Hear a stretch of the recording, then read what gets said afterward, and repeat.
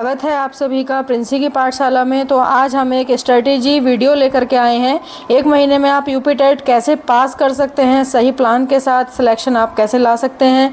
120 plus number का target हम जो है लेकर के चलते हैं। वैसे 90 नंबर जो है पास होने के लिए ज़रूरी होते हैं जनरल कैटेगरी के लिए। बाकी SC ST के लिए, OBC के लिए 82 नंबर चाहिए होते हैं। अगर आपने अभी तक कुछ भी नहीं पढ़ा है तब भी आप 120 नंबर एक महीने में तैयारी करके ला सकते हैं।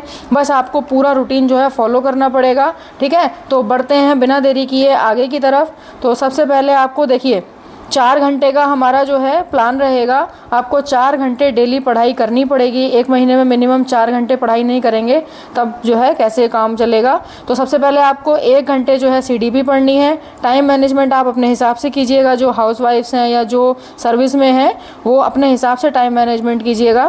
30 मिनट आपको हिंदी को देने हैं, 30 मिनट आपको इंग्लिश को देने हैं, 45 मिनट्स आपको मैथ्स को देने हैं। सेम 45 मिनट EVS और SST को देने हैं। जो EVS वाले हैं उनको EVS में देना है, और जिनका पार्ट 2 है यानी कि जो पेपर 2 के लिए तैयारी कर रहे हैं वो अपने हिसाब से अपने अपने सब्जेक्ट को टाइम देंगे। लास्ट के 30 मिनट आपको डेली MCQ प्रैक्टिस पर ज़्यादा देने हैं। तो आपको ये बात ध्यान रखनी है। ठीक है, मैंने भी इसी तरीके से रूटीन फॉलो करके जो है यूपी टेट पास किया था। आप वीकली टारगेट बनाएंगे। आपके पास 4 वीक हैं। 4 वीक में आपको क्या क्या करना है आप वो टारगेट बनाएंगे। पहले वीक में आप पढ़ेंगे तो आपका 40% सिलेबस कवर होगा।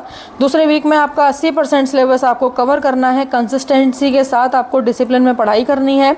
तीसरे वीक तक आते आते आपका फुल सिलेबस और प्रीवियस ईयर क्वेश्चंस आपके रिवाइज हो जाएंगे। 4th वीक में आपको सिर्फ रिवीजन करना है और मॉक टेस्ट देने हैं। बाकी कुछ भी नया नहीं पढ़ना है। आपको नया कुछ भी नहीं करना है, इस बात का याद रखेंगे। 30 दिन में भी यूपी टेट क्लियर हो सकता है। बहुत इतना कोई टफ पेपर नहीं आता है, नॉर्मल इजी पेपर आता है। तो 30 दिन में भी क्लियर हो सकता है। मार्क करके रखेंगे इस बात को। डिमोटिवेट बिल्कुल नहीं करेंगे अपने आप को। लेकिन आपको डेली कंसिस्टेंसी चाहिए ही चाहिए। आपको डेली पढ़ना ही पड़ेगा।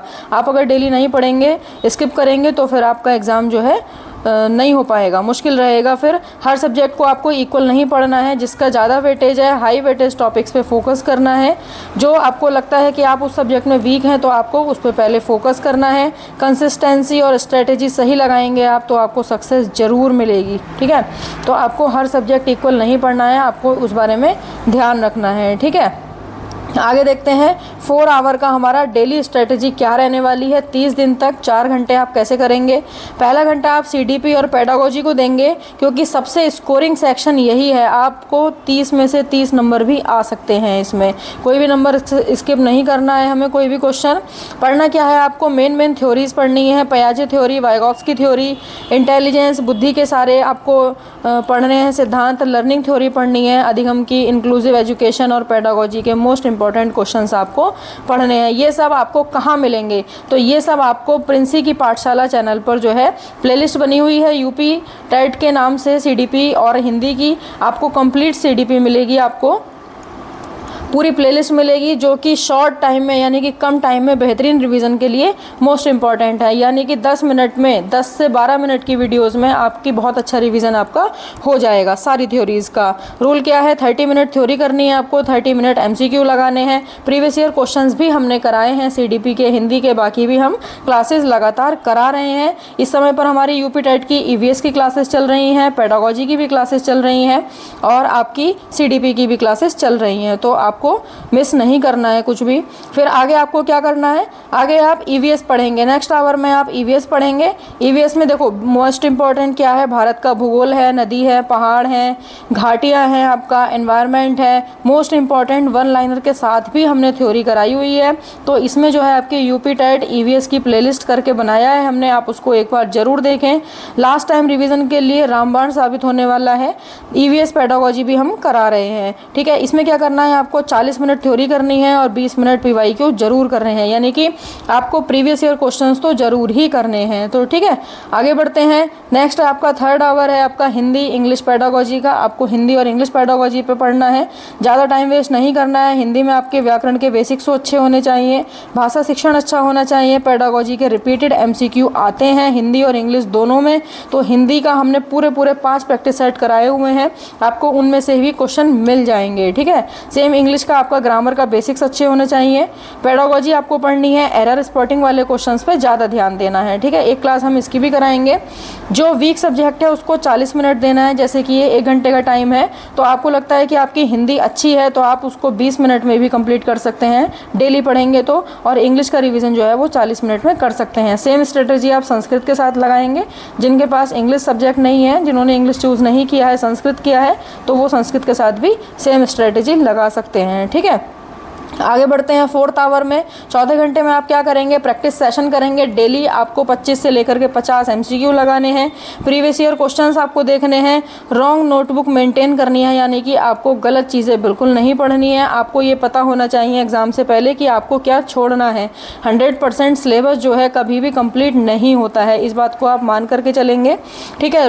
गोल्डन रूल क्या है आपका, रोज़ बिना MCQ सॉल्व किए सोना नहीं है, यानी कि आप जब तक MCQ सॉल्व नहीं करेंगे तब तक आपको नींद नहीं आनी चाहिए, ठीक है। 100% सिलेबस कवर नहीं होता है, इस बात को याद रख करके जाएंगे, ठीक है। आगे देखते हैं ब्रेक डाउन कैसे करेंगे हम अपना, कैसे कैसे हम पढ़ेंगे। तो सबसे पहले आपको 1 से 10 दिन में थ्योरी फिनिश करनी पड़ेगी सारी।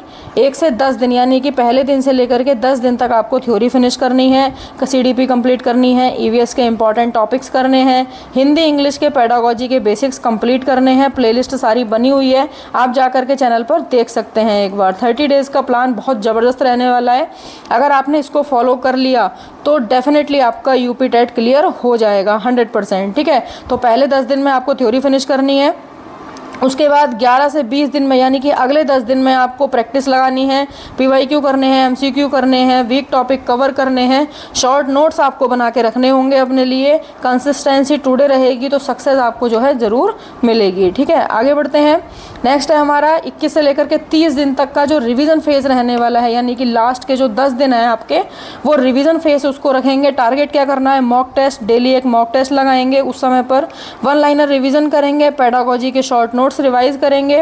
नया टॉपिक कुछ नहीं पढ़ेंगे, नया टॉपिक आप पढ़ने के चक्कर में पुराना भी भूल जाएंगे। तो लास्ट 5 दिन में आपको नया टॉपिक नहीं पढ़ना है, सिर्फ रिवीजन करना है और मॉक टेस्ट देना है। इस बात का ध्यान रखेंगे, सिर्फ रिवीजन और मॉक टेस्ट ही देना है। 21 से लेकर के 30 तारीख तक आपको स्मार्ट रिवीजन करेंगे, कॉन्फिडेंस अच्छा रखेंगे तो सक्सेस जो है आपके पास जरूर आएगी, ठीक है। UP टेट आपका जरूर क्लियर होगा। लास्ट 7 दिन की स्ट्रेटेजी देखते हैं कि आपको लास्ट 7 दिन में क्या करना है। सिर्फ रिवीजन करना है, फॉर्मूला, पेडागोजी, ट्रिक्स, यानी कि आपको एक्स्ट्रा कुछ भी नया नहीं पढ़ना है। और लास्ट में मोस्ट इम्पॉर्टेंट, एग्ज़ाम से 1 दिन पहले आपको कोई भी स्ट्रेस नहीं लेना है, अच्छे से नींद पूरी करनी है और सिर्फ शॉर्ट्स नोट्स जो आप बना रहे हैं उसका आपको रिवीजन करना है, ठीक है। कैसी लगी वीडियो बताएंगे। उम्मीद है कि आपको ये स्ट्रेटेजी अगर आप फॉलो करेंगे तो आपका सिलेक्शन ज़रूर होगा, ठीक है। मिलते हैं नेक्स्ट वीडियो में एक और टॉपिक के साथ, तब तक के लिए चैनल को सब्सक्राइब करें। ध्यान रखें, टेक केयर, बाय बाय।